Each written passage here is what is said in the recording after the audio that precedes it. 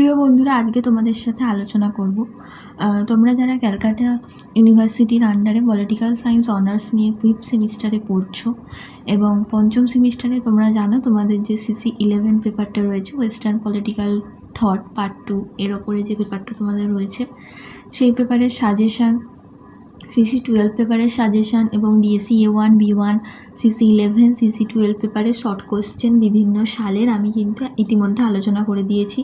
তোমরা যারা দেখোনি আমি ডিসক্রিপশানে লিঙ্ক দিয়ে দেবো, দেখে নিও। আর আজকে যেটা আলোচনা করব সেটা হলো তোমাদের CC11 পেপারের কিছু গুরুত্বপূর্ণ ছোট প্রশ্ন আজকে তোমাদের সাথে শেয়ার করব। দেখো, তোমাদের প্রথম প্রশ্ন, উপযোগিতাবাদ বা ব্যক্তি সুখবাদের প্রবক্তাকে, এটার অ্যান্সার কিন্তু হয়ে যাবে জেরেমি বেনথাম। তারপর দেখো, ডিকশনারি অফ ফিলোসফি কার লেখা, এটা হচ্ছে আই ফরলোফ। বেনথামের মতে মানুষের যাবতীয় কর্মপ্রয়াসের দুই প্রকার ফলশ্রুতি কী কী? এই দুই প্রকার ফলশ্রুতি হচ্ছে সুখ বা আনন্দ আর দুঃখ বা কষ্ট। এরপর দেখো, উপযোগিতাবাদের মূল মন্ত্র কী? উপযোগিতাবাদের মূল মন্ত্রটা হচ্ছে সর্বাধিক মানুষের সর্বাধিক সুখ বা the greatest happiness of the greatest number. পরবর্তী প্রশ্ন দেখো, বেনথামের মতে রাষ্ট্র কী? রাষ্ট্র হলো ব্যক্তি সমূহের সুখ বিধানকারী সংস্থা। তারপর দেখো, আনুগত্যের সম্ভাব্য কুফল হলো আনুগত্যহীনতার সম্ভাব্য কুফলের চেয়ে কম। এটি কার উক্তি? এটা হচ্ছে বেনথামের উক্তি। নেক্সট প্রশ্ন দেখো, ফ্র্যাগমেন্ট অফ গভর্নমেন্ট গ্রন্থটি কার? এটা হচ্ছে জেরেমি বেনথাম।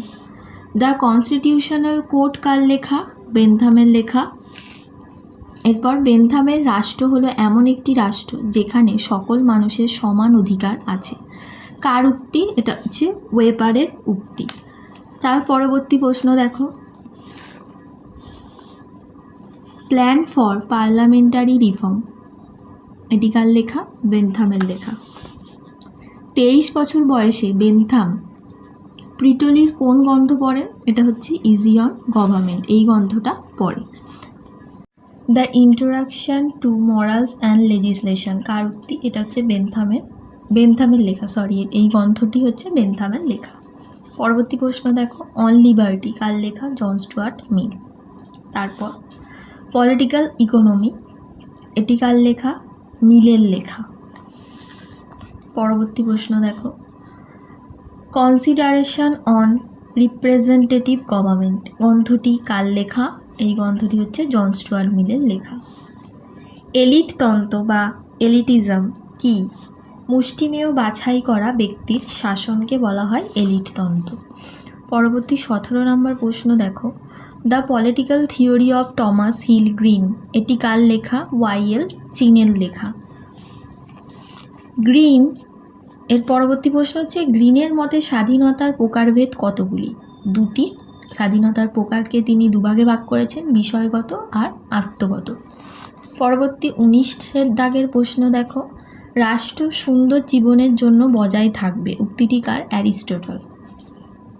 এর পরবর্তী, দ্য এথিক্স অফ অবিডিয়েন্স কার লেখা? Amal Mukherjee.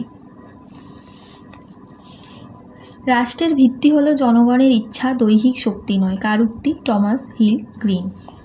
Philosophy of rights কার লেখা? হেগেল। এই প্রশ্নটা কিন্তু বারবার আসে, খুব ইম্পর্টেন্ট একটা প্রশ্ন, ভালোভাবে তোমরা এটা পড়বে।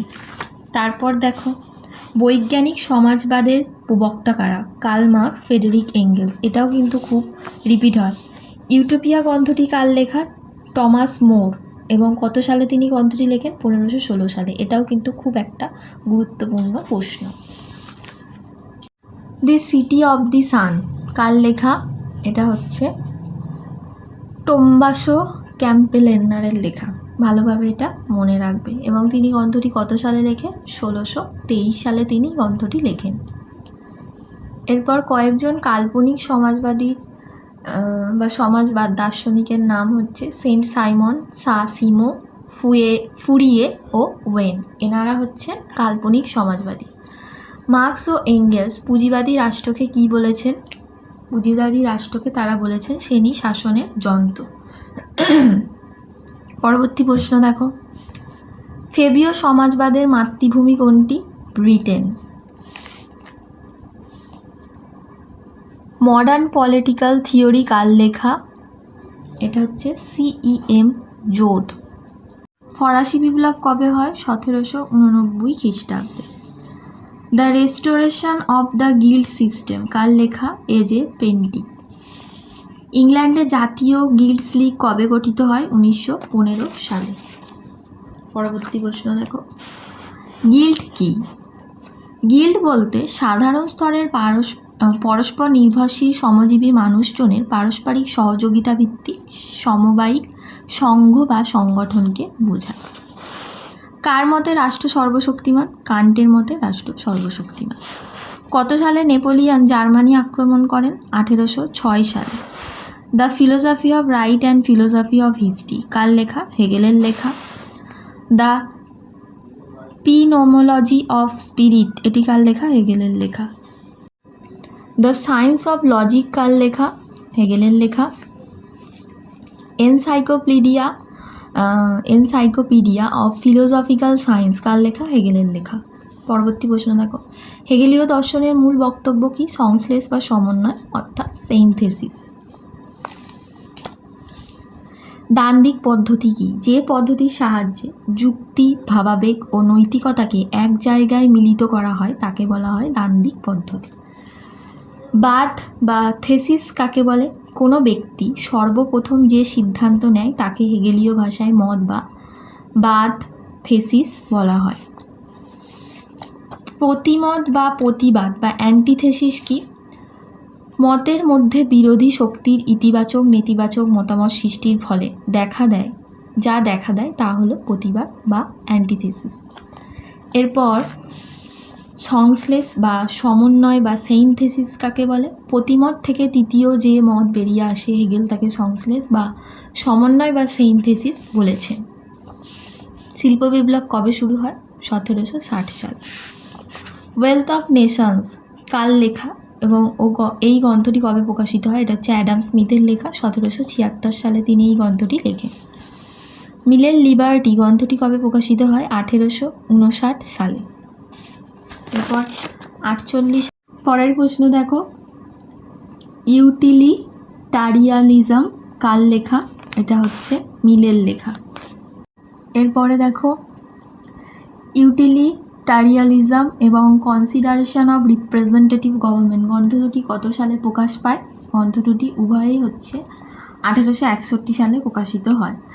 আর 50 নম্বর প্রশ্ন দেখো, আজ এতটুকুই আলোচনা করব। পরবর্তী ভিডিওতে আর যে বাকি কোশ্চেনগুলো আছে সেগুলো আলোচনা করব। আজ সব করতে গেলে ভিডিওটা অনেকটা বড় হয়ে যাবে। তো লাস্ট প্রশ্ন দেখো, এ সার্ভে অফ লিবারাল পলিসি কত সালে কোথা থেকে প্রকাশিত হয়? 1934 সালে লন্ডন থেকে।